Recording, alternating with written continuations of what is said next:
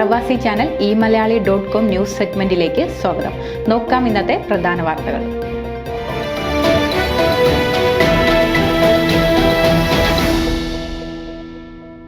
കൈകൾ കൊണ്ട് ഭക്ഷണം കഴിക്കുന്ന ന്യൂയോർക്ക് മേയർ സ്ഥാനാർത്ഥി സോഹ്റാൻ മംദാനി അപരിഷ്കൃതനെന്ന് റിപ്പബ്ലിക്കൻ കോൺഗ്രസ് അംഗം ബ്രാൻടൺ ഗിൽ. മാക് പ്രീമിയർ ലീഗിൽ കപ്പുയർത്തി Sugar Land Sultans. Richmond Texas super kings league runners അപ്പായി. പൈതൃകത്തെ തൊട്ടറിഞ്ഞ് ഫോമയുടെ സമ്മർ ടു കേരള പരിപാടി വിജയകരമായി.